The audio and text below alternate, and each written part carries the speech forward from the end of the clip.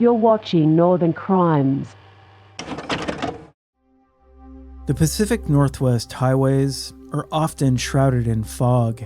Mist rolls in from the ocean, casting an eerie silence over these long and winding roads. And on a cold January night in 1981, the quiet town of Keizer, Oregon, was plunged into darkness by a shocking and brutal crime.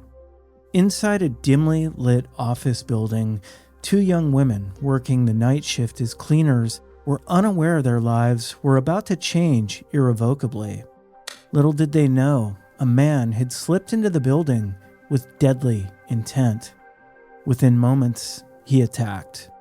One woman wouldn't survive, but the other would live to tell a tale that would bring fear to everyone along the West Coast's busiest and most notorious highway.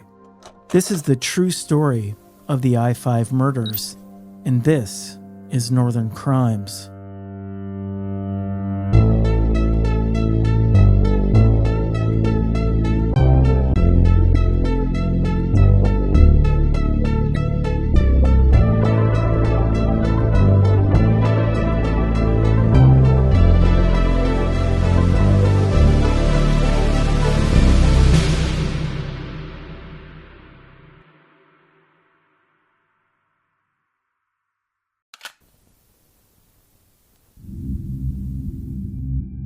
Lisa Garcia, the survivor, later recounted the harrowing events of that night to the police.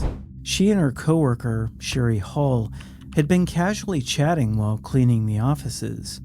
Suddenly, an armed man appeared, his intentions far more sinister than mere robbery. After assaulting both women, he then shot them. Sherry Hall died instantly, but Lisa Garcia, defying the odds, survived.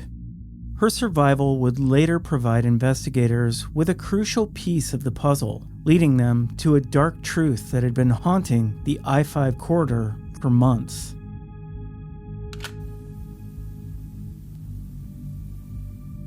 The attack on Sherry Hall and Lisa Garcia, it wasn't an isolated incident. For months, a string of similar crimes had been reported along Interstate 5, stretching from Northern California all the way to Washington State. Women were being assaulted, robbed, and attacked at gas stations, convenience stores, and office buildings, all located within a short distance of the highway. Each crime shared common elements: a male suspect with an athletic build, often wearing a disguise. Sometimes he donned a fake beard, other times a bandage over his nose. He was methodical, efficient, and always seemed to vanish into the night before law enforcement could arrive. The media would dub the perpetrator the I-5 killer and spread fear through the communities along the highway. The randomness of the attacks made everyone a potential target. Women grew afraid to work late shifts, and business owners installed extra security measures hoping to deter the killer. Despite tireless efforts from police across multiple jurisdictions to connect the dots, the I-5 killer remained elusive.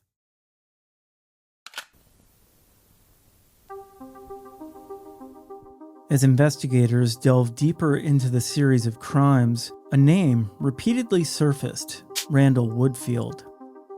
Though previously questioned, Woodfield's involvement in earlier crimes remained unproven. Who was this man, and why had he caught the authorities' attention? To unravel this mystery, we need to journey back to the beginning, to the small coastal town of Otter Rock, Oregon, where Woodfield's story began.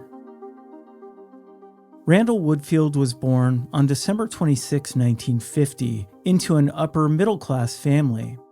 He grew up in a picturesque setting along the Oregon coast, with two older sisters and a father who was a successful executive at Pacific Northwest Bell. From an early age, Woodfield showed athletic promise. He excelled in sports, particularly football, and quickly became a local star at Newport High School. To those around him, Woodfield seemed like he had everything going for him. However, just beneath the surface, early signs hinted that all was not well.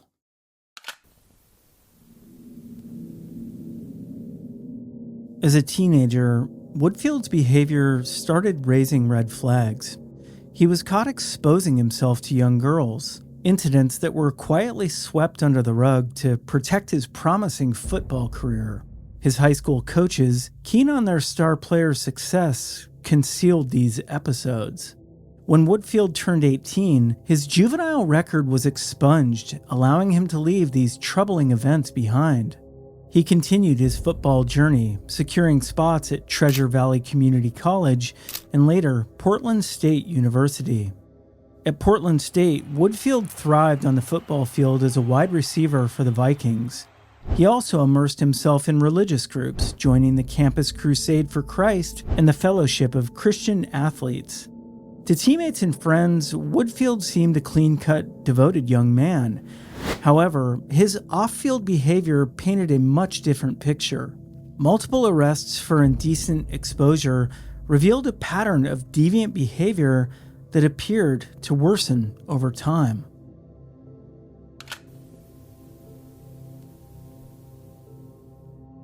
Despite his troubling behavior, Woodfield's athletic talent caught the attention of NFL scouts. In 1974, the Green Bay Packers drafted him in the 17th round. This opportunity seemed like a turning point, a chance for fame and success. However, Woodfield's time with the Packers was brief. Cut during preseason, his professional football career ended before it truly began. Disappointed and adrift, he returned to Oregon, where his life began to unravel. By the mid-1970s, Woodfield had abandoned his football dreams and turned to increasingly violent criminal behavior. In 1975, he was arrested for a series of assaults on women in Portland, threatening them with a knife. Caught in a police sting operation, Woodfield was convicted of second-degree robbery and sentenced to 10 years in prison. However, he served only 4 years before being released on parole in 1979.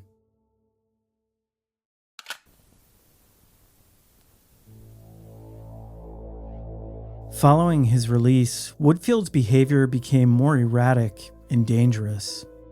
The murder of Sherry Ayers in October 1980 marked the beginning of his violent spree.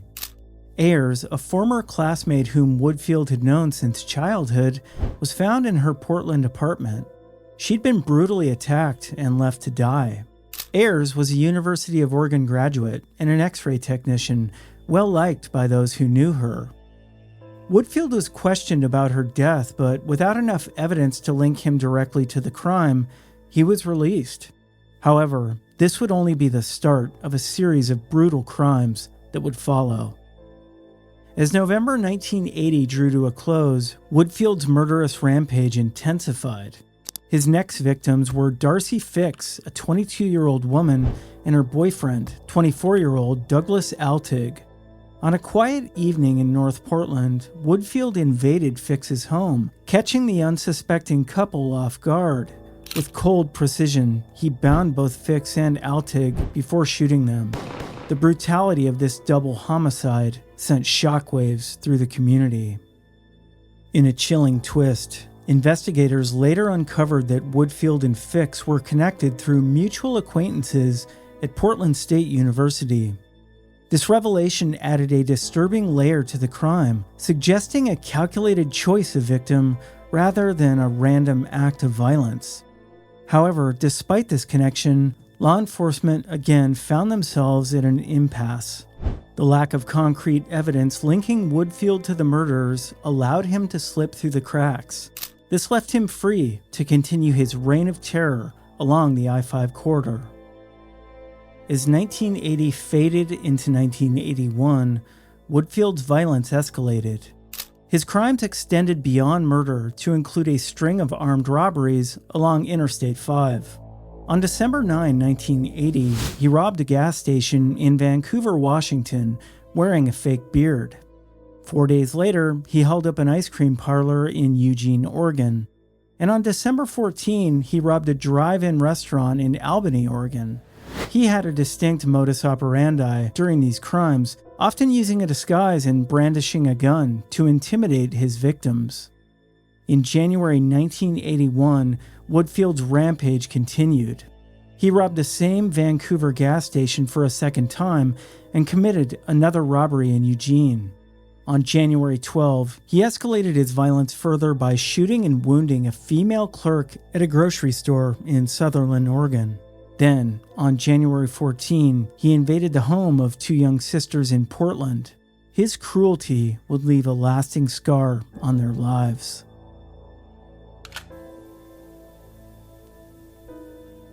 On January 18, 1981, Woodfield's actions took a deadly turn in Keizer, Oregon. Entering an office building late at night, he encountered Sherry Hall and Lisa Garcia, two young women working the night shift as cleaners. Woodfield assaulted both women, then shot them, leaving them for dead. Sherry Hall succumbed to her injuries, but Lisa Garcia miraculously survived. Her survival would be pivotal in eventually bringing an end to the madness, but Woodfield wasn't done.